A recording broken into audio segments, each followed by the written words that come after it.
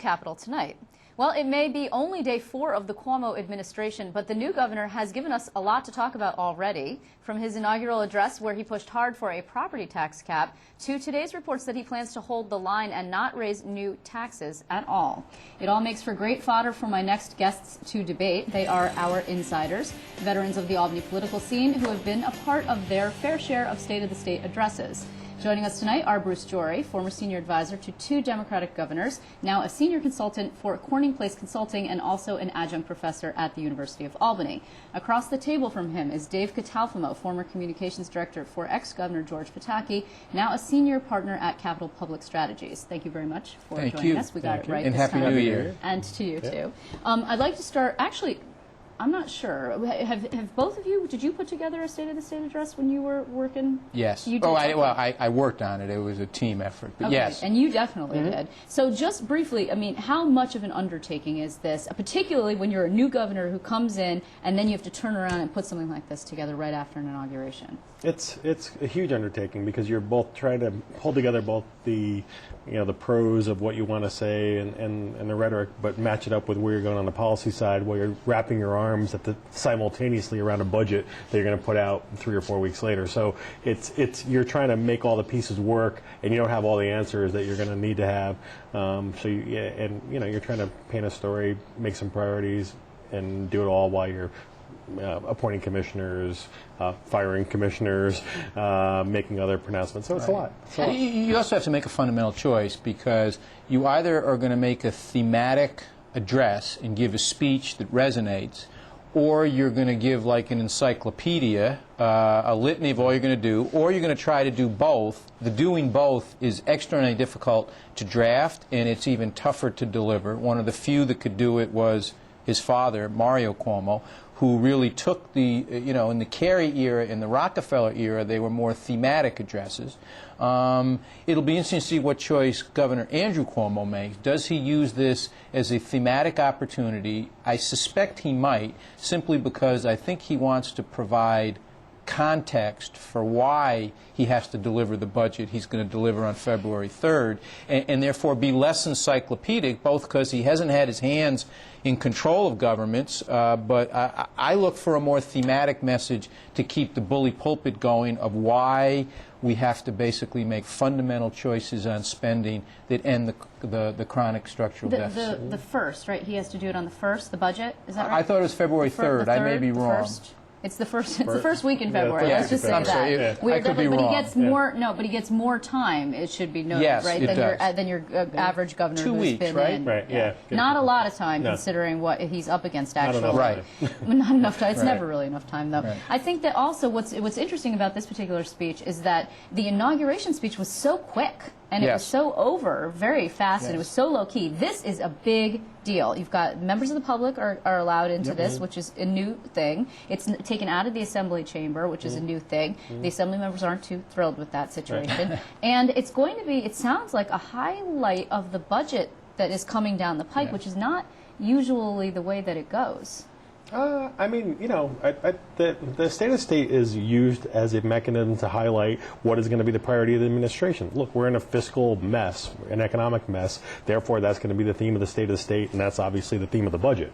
So I don't think that there's a disconnect there. I think it adds up. I do think that he's done some bold things with respect to moving it to the convention center, and obviously that changes a lot of the dynamics with respect to how you can put it together. But it also creates a lot more flexibility in how you can present the speech and how you can make the room. So you support it, then? You support the decision to move it? I don't not support. I mean, look, form follows function.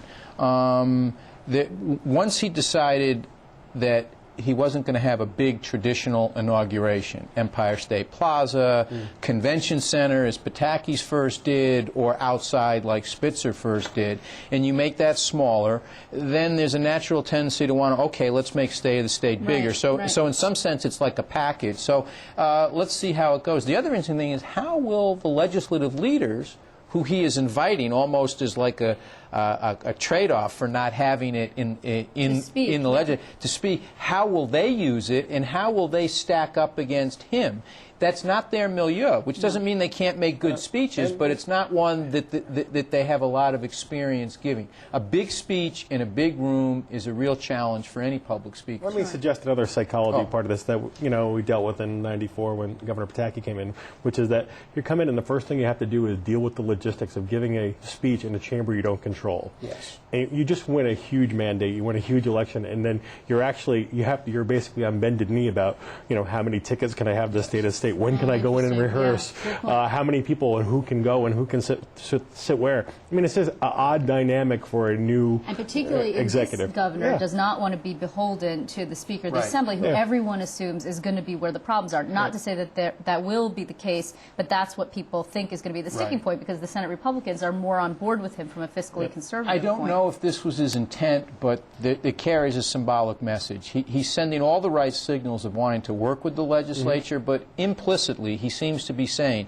I'll work with you, legislature, but if you don't want to work with me, I will make this a much larger debate, and this is a symbolic example of it. It's not an act of hostility, but it's saying I'm not going to be bound by the traditional rules where the legislature just can say no. And it is a break of tradition, though. It's a break of a big tradition. And again, I'll go back. We decided ultimately in '95 not to break that tradition and to do the budget address in a big way at the convention center. That was our compromise and how we thought through that process. But we very much thought about the same sorts of issues and thematics. Talk for a second, if you would, Dave, about the barrier removal, because these are the things that went up on your watch, on Governor Pataki's watch. It was a 9/11 era decision. Andrew Cuomo made a big deal about how it's opening up the Capitol. The Capitol had become like a bunker. Again, Fort Pataki, that was the big joke, on the second floor with all sorts of protection. But I mean, to be fair though, Eliot Spitzer kept it, right? So did David Patterson. So, I mean, how is it? What's the reaction? Your initial for everybody who not been to the Capitol, Fort Pataki referred to one section of one floor of one building. It didn't refer to the entire building. And so far as the barriers, I mean, the barriers that are actually removed outside were there to protect from cars or trucks riding up with a car bomb. They weren't there to protect from people walking up to the Capitol. The fact of the matter is that I think that is a good thing that he opened up the Capitol. I actually am supportive of him removing the trooper's desk and opening up the second floor. They have metal detectors on the first floor where people come in. They have the proper security there, and I think it's great. And I'm fully supportive of it. I agree. The barriers had an unintended consequence, so the buses could not be dropped off right there. But David's right. And we must remember what it was in 9/11, not so long after the Oklahoma bombing, the domestic terrorism by Timothy McVeigh. But I agree, great symbolism. I mean, if you look at the governor's messaging, has been pitch perfect. I mean, the opening up the Capitol, going to church and starting off on a spiritual note, taking a 5% pay cut. The messaging has simply been superb, and it's been bipartisan in tone. It's reached across, it's had a social justice mission, but it's had a fiscal hawk. I mean, very few people can seem to get any grip on how to attack them, which leads me to suspect that some of the special interest groups who are worried, that comes across next, some of the groups who are worried about the cuts, like public sector labor unions, are probably sitting here today wondering, how are we going to grapple with this budget? Well, they're having a meeting. They're having a summit tonight, actually. We've reported it on.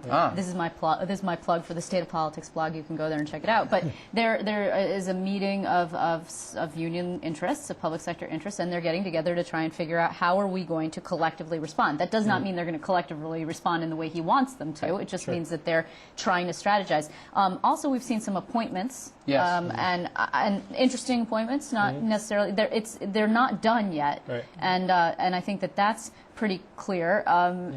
Anything that stands out for you? Would be, I'd have one criticism in that they don't have as many appointments done as I thought they'd have at this point. They're major agencies and ESDC, that are out there. You say it's jobs, but there's been no economic development movement. Nothing at transportation. So, significant large institutions that need leadership to move forward. But notwithstanding that, I think Joe Martens today as Commissioner of Department of Environmental Conservation is an excellent choice. Someone who some of my fellow Republicans might disagree with, Didi Scazafava, I think is actually a good appointment at the Department of State. She's a person of principle, even if I don't agree with all of her positions on things, and I think she understands the needs of upstate and is a good appointment by the governor. So, he's on his way, and he's clearly going out of his way to get it's been a balanced group of appointments. Yeah. In a number of it's been people with their seasoned hands. There's some new people. It's diverse in terms of race, ethnicity, region, gender. It's some new people. It's a bunch of people from his AG's office who have worked with him in the immediate past. It's interesting. I agree with you. It's been a little slow. On the other hand, I think after some of the problems Governor Patterson had with BCI, transition, right? But we're going to part. We're going to finally have a fight. I mean, we weren't supposed 30 seconds we weren't left. supposed to Go win for in it, '95, Dave. and we had a new budget director. We had Empire State Development, transportation. I mean, the fact of the matter is the guy had a ample head start on knew having his his team, team. and I think he should be there. But but if the appointments are there by the third week in January or February 1, and they're solid appointments, the criticism will, to quote Mario Cuomo, be another walnut in the batter of eternity. Okay, we're going to stop right there. I want to thank I've been waiting to use that one. you pulled that one out of nowhere. Okay, thank you very much, Bruce Story. I'm Thank sure you. we're going to hear more of those Mario Cuomoisms from you, and also Dave Catalfamo, probably not so much from you. Wait till I Okay. bring out the Charles Evans Hughes quips. Oh, boy.